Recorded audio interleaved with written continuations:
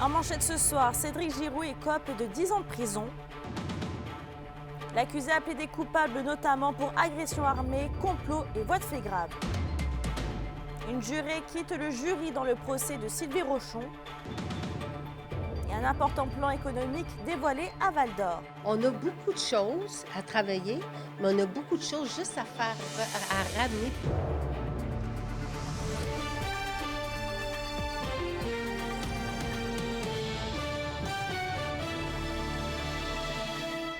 Bonsoir tout le monde et bienvenue parmi nous. Une jurée a quitté la cour aujourd'hui au deuxième jour du procès de Sylvie Rochon qui se passe au palais de justice de Rouyn-Noranda. Et Yvon, la dureté des faits rapportés en serait la cause. Oui, Mélissa, la jurée numéro 2 a subi un malaise, n'en pouvant plus devant la brutalité des éléments mis en évidence aujourd'hui. Le procès qui peut se poursuivre puisque 13 autres personnes, le minimum requis, sont toujours là. Vous comprendrez alors que 66 des plus de 250 photos captées par un technicien en scène de crime après l'altercation mortelle entre les sœurs Rochon sur la rue de Côté ont été diffusées lors de l'audience. Outre des images crues des lieux où il s'est produit, le plancher maculé de sang et la projection de gouttes de sang sur les murs et le plafond, 3 coupes de vin vides et des objets personnels saisis sur les lieux y sont illustrés. Une table de salon dont la teinte rougeâtre témoigne aussi de la sévérité des gestes et les morceaux d'une lampe brisée et son long fil électrique retrouvé enroulé autour du cou de Denise Rochon lorsqu'elle agonisait ont aussi été dévoilés à titre d'exhibit. Et la dizaine de responsables des services d'urgence déjà entendus, des experts seront maintenant appelés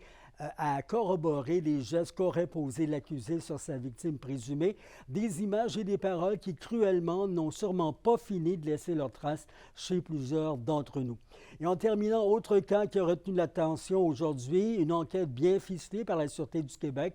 Un des hommes de main du crime organisé dans la région, Cédric Diego Giroux, écope de 10 ans de prison après avoir plaidé coupable à plusieurs chefs d'accusation ce matin au palais de justice de Rouyn-Noranda également. Je vous parle d'agression armée, complot, voie de fait grave, extorsion et port de déguisement dans un but criminel. L'accusé et 2 complices avaient procédé à une invasion de domicile pour collecter une dette de drogue le 5 novembre 2022 sur la rue Tachereau-Ouest. Ils avaient alors laissé leurs clients et revendeurs transpercés de 8 coups de couteau. Les complices dans l'affaire, Kevin Jegg, Paulson Caron et Amélie Fournier, doivent comparaître ultérieurement. Un cas réglé à la fin de l'année passée.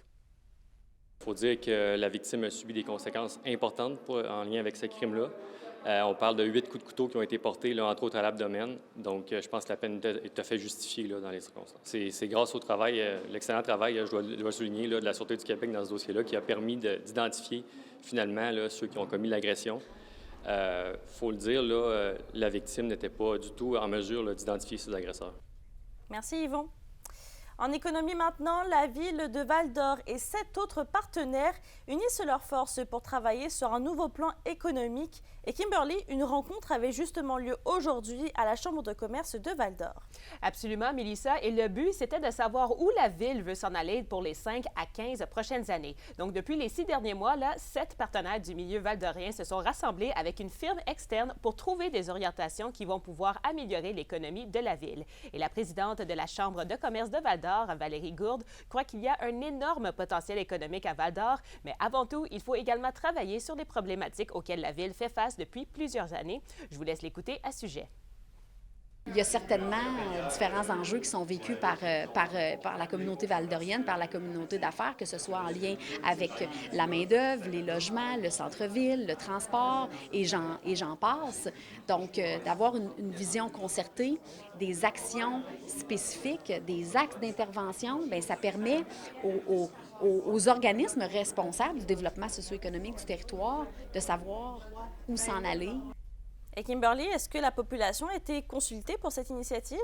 Oui, Mélissa, la porte était même grande ouverte pour laisser la population s'exprimer. Un sondage électronique avec une quarantaine de questions est justement disponible sur le site web de la ville de Val-d'Or. Les citoyens sont donc invités à le remplir dès aujourd'hui et ce, jusqu'au 5 avril prochain. Les réponses vont servir d'ailleurs à identifier les besoins et les attentes de la population. Et dans tout ce processus de consultation, la mairesse de Val-d'Or, Céline Brindamour, souhaite aussi mettre de l'emphase sur la vitalité du centre-ville. Elle veut également aborder l'enjeu de la crise du logement. On est en déficit de logement. C'est notre plus grosse problématique, là. On n'a pas l'équilibre de 3 %. Alors, c'est sûr, même avec nos organismes concertés, qu'on va le travailler, ce projet-là. Alors, on a beaucoup de choses à travailler, mais on a beaucoup de choses juste à faire, à ramener et à faire reconnaître à notre population. Donc, au cours du mois de mai, un rendez-vous économique est aussi prévu. Pendant une demi-journée, des partenaires clés du territoire vont se rencontrer à nouveau pour définir les perspectives économiques de Val-d'Or après avoir reçu les réponses des citoyens. D'ailleurs, la version finale du plan économique, Mélissa, devrait être dévoilée à l'automne prochain. Et on va suivre le tout. Merci, Kimberly. Au plaisir. On passe en santé maintenant. Le CIS de l'Abitibi-Témiscamingue entame une stratégie de recrutement massive. On rappelle que l'organisation a jusqu'en 2026 pour éliminer leur main-d'œuvre indépendante d'après les exigences de la nouvelle réforme en santé du ministre Dubé. Et actuellement, 95 % des employés des agences privées proviennent de l'extérieur de la région. La présidente directrice générale estime qu'il y a d'énormes défis en termes d'attractivité et de rétention de la main-d'œuvre. Depuis quelques années, on démontre que notre déficit est essentiellement, puis à donc 85-90 % associé au recours à la main-d'œuvre indépendante, ce qui veut dire que c'est vraiment notre plan de réduction de main-d'œuvre indépendante sur lequel il faut travailler. On l'a déjà mentionné, nous, on a des actions qu'on peut faire en région au sein de notre établissement, mais on aura besoin de leviers supplémentaires à partir du moment où on ne pourra plus recourir à cette main-d'œuvre-là. Et d'ailleurs, des centaines de millions de dollars doivent être coupés dans le réseau de la santé au Québec. En tout cas, c'est l'un des constats qui est ressorti dans la dernière présentation du budget du ministre Girard. Avec un déficit qui pourrait atteindre les 90 millions de dollars cette année, le CIS de l'Abitibi-Témiscamingue ne prévoit aucune coupe budgétaire pour le moment. Mais toujours selon la présidente et directrice du CIS de l'Abitibi-Témiscamingue, l'élimination de la main-d'œuvre indépendante devrait réduire une très bonne partie des coûts.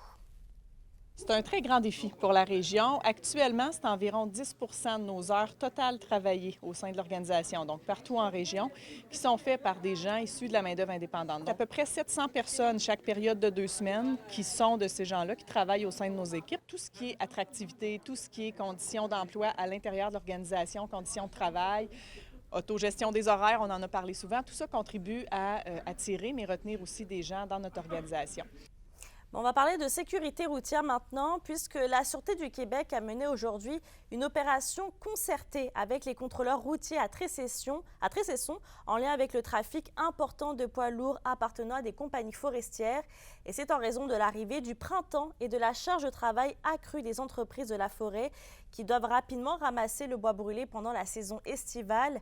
Le poids des charges, les permis, les itinéraires, plusieurs vérifications sont donc imposées aux conducteurs. D'adapter leur conduite au niveau de la chaussée. Des fois, ils ont l'impression, parce qu'ils sont gros et pesants, bien que peut-être qu'ils peuvent circuler un peu plus rapidement, mais il faut vraiment adapter la conduite. Puis les automobilistes, également, vu qu'il y avait plus de véhicules lourds, on voulait les sensibiliser au fait que vous allez en croiser plus souvent. Eux aussi, il faut qu'ils soient conscients qu'un véhicule lourd, ça ne freine pas, ça ne s'immobilise pas aussi rapidement. Donc, c'est toutes des choses qu'on voulait justement apporter. Et d'ailleurs, en parlant de route, avec 19 collisions mortelles l'an dernier en Abitibi-Témiscamingue et dans le nord du Québec, le bilan malheureusement s'alourdit par rapport à 2022 où ce nombre était de 14. C'est ce que révèle le plus récent bilan routier de la Sûreté du Québec qui a été dévoilé aujourd'hui. À l'échelle de la province, le corps de police remarque une amélioration du nombre d'accidents et de collisions impliquant des personnes décédées et blessées. Dans 31 % des collisions recensées en 2023, la conduite imprudente et les excès de vitesse étaient en cause. Vos réponses à la question du jour TVA, une présentation de la clinique infirmière Nord-Ouest partout dans la région. Notre équipe peut vous recevoir pour un bilan de santé, une infection, le suivi de maladies chroniques et bien plus. Contactez-nous pour plus d'informations ou visitez notre site web. Et à la question du jour, on vous demandait, le gouvernement fait-il assez pour sensibiliser les citoyens à la sécurité routière? Vous avez répondu non à 55 %.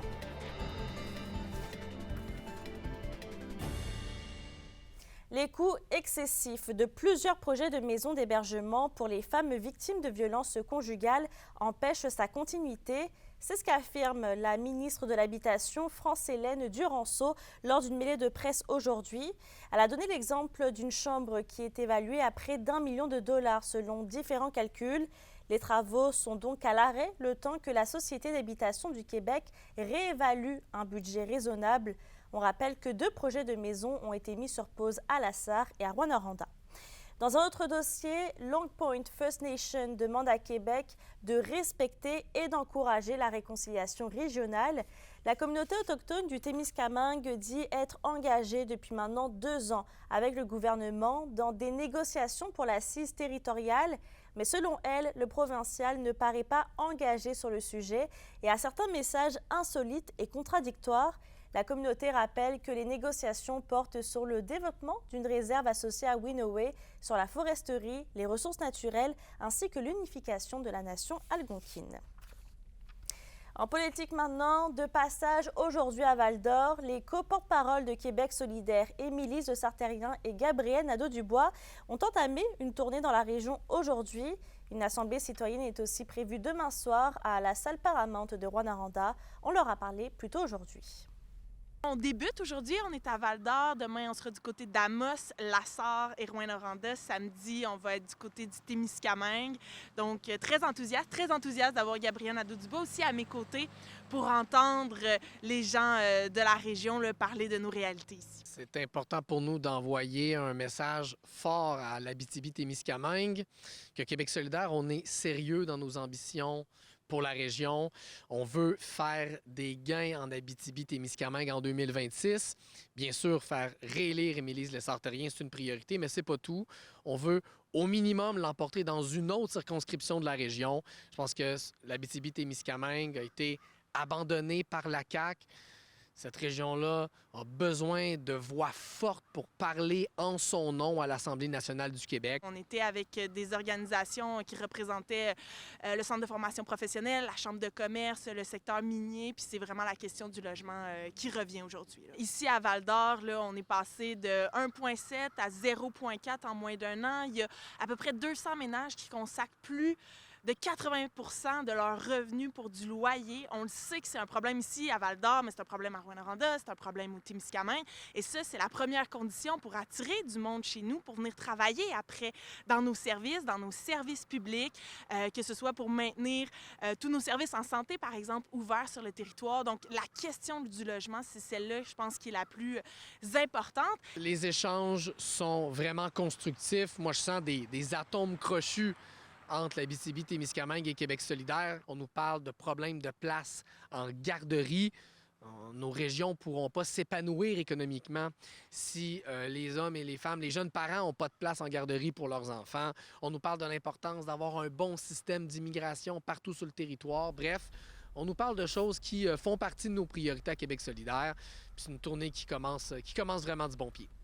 Et justement, en parlant de tournée, le recteur de l'UQAT a amorcé la sienne plus tôt aujourd'hui à Amos. Ce sera l'occasion d'en apprendre davantage sur la valeur ajoutée de l'établissement d'enseignement supérieur, mais aussi d'exposer la vision d'avenir de l'UQAT. Le recteur Vincent Rousson souhaite donc rencontrer de mars à juin les communautés d'affaires ainsi que leurs partenaires sur l'ensemble du territoire de la région. L'indice boursier minier au TVA Nouvelle 18h est une présentation de GFM Groupe Financier. Dirigeants d'entreprises et particuliers, fiez-vous aux experts de GFM pour vos placements, assurances de personnes et assurances collectives. Car pour vous, ils vont au-delà de la finance. Hey, restez des nôtres parce qu'après la pause, on vous présente la programmation musicale d'H2O, le festival cet été qui va se tenir à Amos. Restez des nôtres!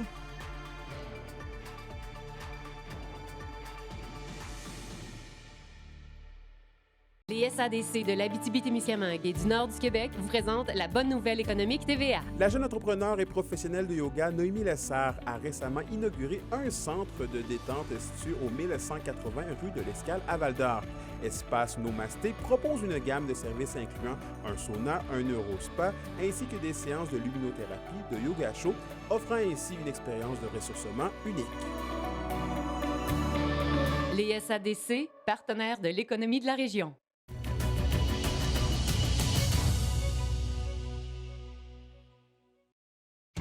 La chronique culturelle vous est présentée par Bruno et Jasmin Leclerc, denturologistes. Des cliniques à la fine pointe de la technologie pour vous servir à La Sarre et à Amos.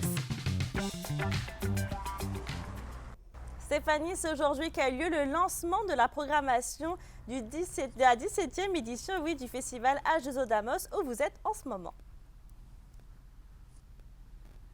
Oui, c'est ici même que ça se déroule, Mélissa, en Formule 5 à 7 festif, à la miellerie de la Grande Ourse de Saint-Marc de Figuerie. Écoutez, grand dévoilement d'artistes qui vont fouler les planches du festival H2O d'Amos, qui, je vous rappelle, va avoir lieu du 11 au 14 juillet prochain. On vous attend cet été avec une belle variété d'artistes qui vont être là. C'est certain que l'ambiance va être à la fête. Et cet après-midi, on a eu un grand plaisir, celui de rencontrer le directeur général du festival H2O, M. Deshaies, pour nous parler en grande primeur de qui seront les artistes sur scène. Bien, première chose importante, le festival, pour nous, les artistes locaux, c'est important. Fait que le jeudi, vendredi, samedi, on a 3 groupes régionaux ou artistes régionaux qui ouvrent les soirées. Donc, le jeudi, c'est un groupe amosois Trip à 4. Ils sont connus à Amos beaucoup pour faire des covers, mais là, ils lancent des compositions à eux. Vendredi, ça va être Julie Duguay, Northwest Country Band. Vous allez voir pourquoi Country Band. Et samedi, artiste amosoise Catherine Van Dosberg qui va ouvrir la soirée de plus en plus connue au Québec. Et là, ce que les gens veulent savoir, c'est les gros noms. Donc, le jeudi, soirée d'ouverture, on a Lendemain de veille qui va, ça va bouger. Et en deuxième, pas deuxième partie, parce qu'ils sont aussi importants, les groupes un que l'autre, Bodat Can qui va venir faire bouger les gens. Donc, le jeudi, là, ça va bouger, ça va rocker à Amos, puis je pense que ça va bien démarrer le festival cet été. On est bien heureux. Vendredi, on avait donné un petit indice à notre soirée Bière et Tapas dernièrement. Ça va être une soirée Honky-Tonk. Les gens veulent savoir c'est qui. Donc, c'est le vendredi 12 juillet. Ça va être Matt Lang avec ses invités. Matt va arriver avec tout son band à lui et 2 invités. Une artiste américaine nommée Kaylee Hammack et un artiste canadien, Tyler Joe Miller. Donc, on va faire bouger la côte, l'agora naturelle. Là. Je pense que les gens ont bien hâte. On s'en est fait parler là, depuis quelques semaines qu'on a annoncé ça. Puis les gens, c'est quel soir? Bien là, c'est là qu'on vous le dit, c'est vendredi, le 12 juillet. Donc, préparez votre chapeau, vos bottes, votre chemise à carreaux. On vous attend à Amos le vendredi. Puis on les attend aussi le samedi, bien entendu. Donc, ça va être Ludovic Bourgeois, le fils du chanteur des Bébés bien connu qui est décédé. Il va faire un clin d'œil au bébé. Il a été découvert à la voix en 2017. Et par la suite, sur la scène d'Auto-Québec, ça va être Jonathan Roy qui va entretenir la soirée. Fait que 3 soirées comme différentes. On en offre à tout le monde, mais les gens ils apprécient vraiment le festival parce qu'ils retrouvent des gens. On passe une belle soirée. Pour ceux qui ne sont jamais venus à Amos, l'agora naturelle, c'est vraiment magnifique. C'est en pente. Fait qu'on, tout le monde voit bien, peu importe où on est placé. On a la rivière en arrière-scène, puis on est accueillis à Amos. Fait qu'on vous attend au festival. Cet été, on a bien hâte. À voir après la pause, les forestiers d'Amos sont sur la route de la Coupe CCM. Ils affrontent ce soir les vainqueurs de l'année dernière, les Vikings de Saint-Eustache.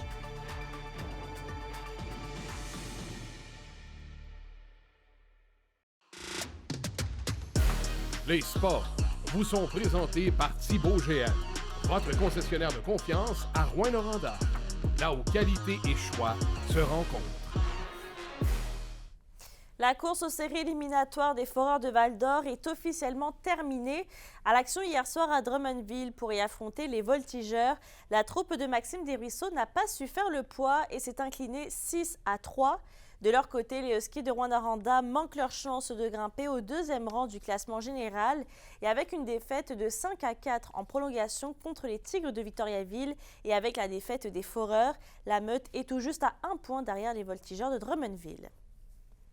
Et toujours dans le monde du hockey, les Forestiers d'Amos vont ce soir à la finale de la division CCM contre les Vikings de Saint-Eustache. Notre journaliste Alexandre Cabana est allé à la rencontre de l'équipe avant leur départ ce matin. La troupe de Chandelanoux partait ce matin pour les Basses-Laurentides pour y affronter leurs rivaux de division, les Vikings. La lutte était assez serrée avec Saint-Eustache cette saison qui a fini seulement 1 point devant les Forestiers au sommet du classement. Selon l'entraîneur, c'est l'expérience et le travail acharné de ses troupes qui a fait la différence depuis le début des éliminatoires. On est dans le meilleur moment de la saison. Je sens que notre équipe est dans un sommet de performance. Là. Présentement, ça va bien. Depuis Noël, on a des bons résultats. On a aussi des bonnes performances. On espère que ça continue avec les séries. C'est eux qui nous ont éliminés l'an passé en 2e ronde des séries. Puis on avait joué quand même une belle ronde contre eux autres. Pendant la saison, ils ont réussi à nous battre 4 fois. sur 5. On joue 5, ils sont dans notre division, on joue 5 matchs contre eux autres. Donc c'est certain qu'on se connaît, les joueurs se connaissent. C'est sûr que ça peut faire lever les émotions. Les Forestiers ont déjà hâte de revenir jouer à la maison après avoir vu une foule record de près de 1000 partisans lors du dernier match à Amos la fin de semaine dernière. C'est sûr, c'est une motivation de... Tu sais, dimanche, on sait qu'on va revenir, il va y avoir du monde, fait qu'on arrive fort là-bas. On va revenir qu'au moins, on veut aller chercher des bons résultats là-bas, puis qu'on arrive fort ici. Quand on arrive sur la glace, on va tout le temps jouer en équipe, fait que c'est ça qui fait qu'on a des bons résultats. Dès qu'on commence à jouer un peu en individuel, ça marche un peu moins, fait que... Dans les séries, à date, ça va bien qu'on joue en équipe puis on travaille fort. Puis l'an passé, autant les gars qui ne jouaient pas à Amos, qui ont joué Midget Espoir, qui ont eu vraiment une bonne saison. Fait qu'ils arrivent ici, ils ont quand même de l'expérience. Fait que je pense que tout le monde est prêt à réussir dans les séries, là. Les Forestiers viennent tout juste de lever l'ancre pour Saint-Eustache. Ils seront de retour dimanche soir à 19h pour le 3e match de cette série 3 de 5. Ils joueront aussi lundi soir à Amos, si nécessaire. Alexandre Cabana, RNC Nouvelles, à Amos. Et c'est aujourd'hui que débute le tournoi de curling à Nico Eagle au club sport Belvédère de Val-d'Or. Plus tôt ce matin, l'équipe nationale féminine de la Chine, Yuan, était en préparation avec un entraînement. Le premier match a lieu demain, alors que l'équipe junior élite féminine de Rwanda se frottera aux joueuses chinoises. La météo, une présentation de Nicoloto de la Sarre, la capitale du pick-up. Vous y trouverez toujours le meilleur choix, toujours le meilleur prix. Et à la météo Stéphanie, les nuages feront partie du paysage pour l'ensemble des secteurs. Oui, mais ça ne nous empêche pas, Mélissa, d'avoir beaucoup de plaisir ici à la miellerie de la Grande Ourse de Saint-Marc de Figuerie. Je vous le rappelle, écoutez, c'est quand même 40 % de probabilité d'averse de neige pour ce soir. En Abitibi, on attend 2 cm d'accumulation avec un minimum de moins 6 degrés, minimum de moins 4 pour le Témiscamingue. Demain, alternance de soleil et de nuages pour l'Abitibi avec 40 % de probabilité d'averse de neige, maximum de 2 degrés, 60 % de probabilité d'averse de neige pour le Témiscamingue demain avec un maximum de 3. Et pour samedi, c'est toujours de la petite neige, écoutez, avec un maximum de 1 degré pour l'ensemble des secteurs. Passez une excellente soirée. Merci Stéphanie. Je termine avec le Centre de service scolaire de l'Or-et-des-Bois qui affirme que les établissements seront ouverts le jour de l'éclipse solaire qui est le 8 avril. Des activités pédagogiques et un encadrement sécuritaire des élèves seront mises en place. Sur ce, je vous souhaite de passer une bonne soirée et on se retrouve demain.